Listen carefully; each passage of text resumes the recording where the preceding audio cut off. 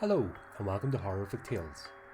In this show we celebrate the creations of independent authors and aspiring writers. Please like and subscribe and share these episodes so we can help our talented friends get as much exposure as possible. We'd also appreciate if you could support our artists by following them on their individual platforms and by purchasing their works. Details on how to do this are in the episode description. In this HORRORific tale, a man's encounter with a homeless lady leads to a curse which reveals some terrible secrets. Join us now as we present The Walk by Eli Beals.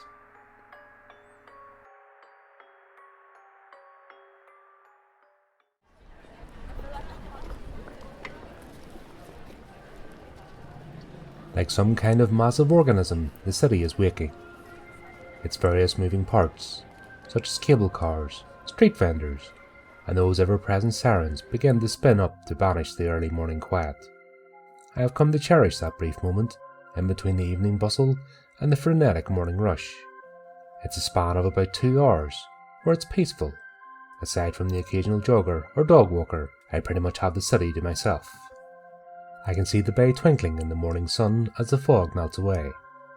Up until now, I haven't really taken the time to appreciate the beauty of it. Up until now, I had full control over my body. Up until now, I didn't really know what it meant to be truly afraid.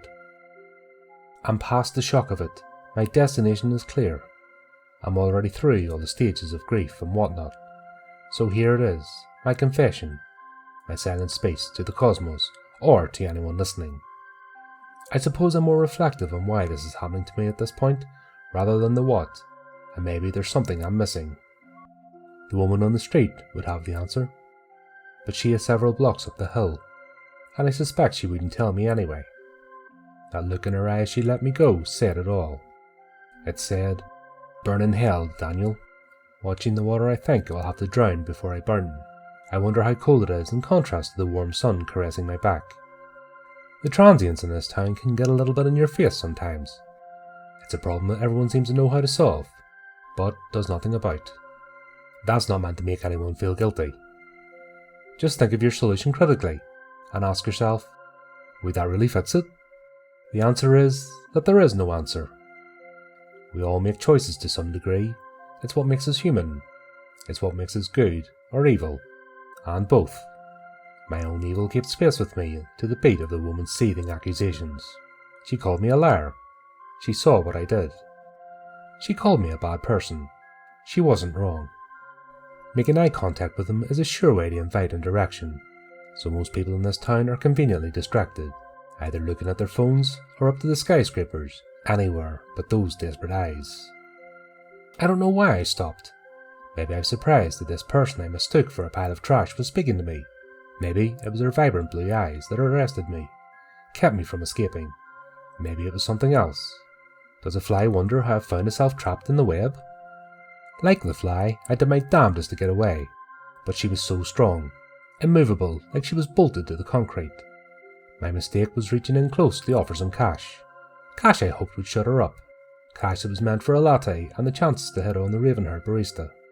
That's when she grabbed me with viper-like speed. Stunned, I let the money flutter to the ground.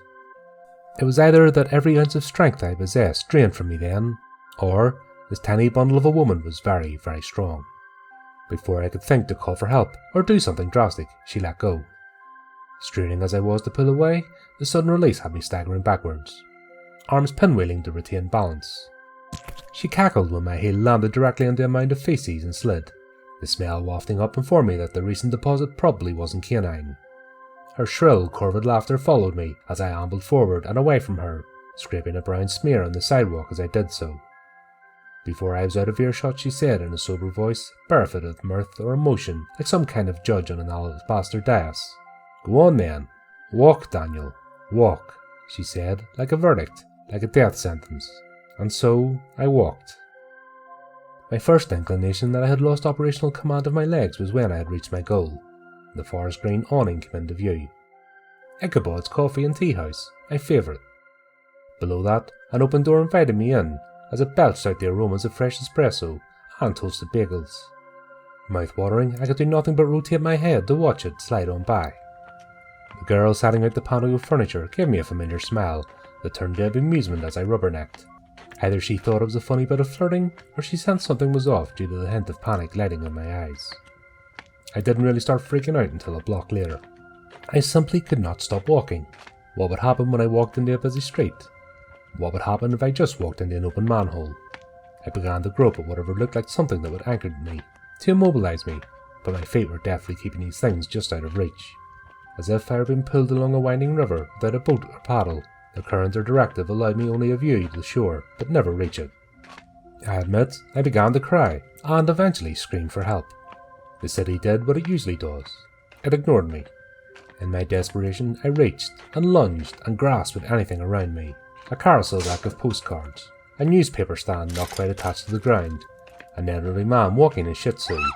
All of them toppled over, either spilling their contents or cursing loudly at me. It was when I stepped off the curb to cross the wide road that I heard it before I saw it. A car was approaching, just behind the crest of the steep hill, roaring its way up, powered by more horses than was strictly necessary. I was right in its path as it entered the intersection. Maybe the driver didn't see me. Maybe the driver just didn't care, but really let on that horn as its back tire clipped the toe of my shoe. A brief shocked face hardly recognizable as my own reflected in its blacked out windows, like an apparition. I thought of a cheeky thing to yell at his taillights, but I didn't do it. I just kept on walking. I see myself reflected in the storefront window. Hey, I know that guy, I think to myself. He slips women rohypnol when they aren't looking, so they can't remember what happened the next day. He likes to tell himself it's just window shopping, sampling, test driving before making any kind of real commitment. He tells himself he can stop whenever he wants. I watch the reflection collide head-on with another person. They spin to one side, sending a shopping bag full of produce flying, its contents bouncing and scattering all over the place. They utter a shocked, unintelligible call before I'm already 12 paces away. They yell and threaten me with police or an ass-kicking, maybe both. I've stopped apologizing for knocking people at random things down. I know something else. I have a following. I'm sure I'm trending on TikTok and YouTube streaming. Maybe even the morning news. There's so much chatter behind me. The cops did eventually show up, probably keeping people from outright murdering me. They tried to restrain me, even going so far as to shoot me up with paralyzing electricity. I was painfully aware of every nerve fibre in my body, as if something had a hold of my nervous system like a fistful of tethers and was attempting to shake my myriad strings loose from me. But I kept on going. Maybe I passed out for a moment or two though. It must have been a bizarre sight to see someone both unconscious and ambulatory at the same time. Now they're just confused, maybe a little scared. Stuff like this is not supposed to happen. I wonder if there's a priest back there as well, and if so, did they hear my confession? I was distressed, clutching at straws, ranting my sins out as if I could counter this compulsion to walk, hoping God or at least the woman who cursed me could hear and maybe just let me go free. I can almost hear her laughing at me. No, she says in my mind. No forgiveness for you, Daniel. I'm sure the dozen or so women I violated would say the same. I can smell the ocean now. It's a scent of white noise and salt. It smells of my final judgment. Death matched only by my own depravity. Guilty as charged. Something loops around my waist and cinches tight before whatever it is operating me can avoid it. It's uncomfortable. Then it is suddenly all the pain I'd ever felt in my entire life distilled in one single moment. The noose becomes a vice that tightens around my hips with every step I take, however small. Every centimetre I move forward is another compound fracture until I feel my pelvis collapse under the immense pressure, and all I can think about is how strong that rope is. The sole of a shoe is ripped away from sheer friction. My feet are still treadmilling as I feel a hot wetness seeping down my pant legs. Then nothing, as whatever was sending pain information to my brain just up and quit. Now all I feel are vibrations as the shattered bones grind against each other in the wet soup that is my lower torso. It's when I lose about 3 inches of height that I feel momentum again. It seems one of my shins had given out and decided to snap forward. I can hear my tibia scraping against the concrete as it drags in my lopsided lurch. They had to cut the rope, otherwise they'd have to watch me grind myself into little chunks. A sharp splatter of vomit hitting the pier behind me echoes against the storefronts. But other than that, it's like the entire city is holding its breath. Silent. Waiting. A passenger in my own broken body, I observe the serenity of the ocean, the distant haze and curve of the planet. The water embraces me fully in its frigid murk, and as I sink, I wonder if my bones will continue to walk long after I'm dead.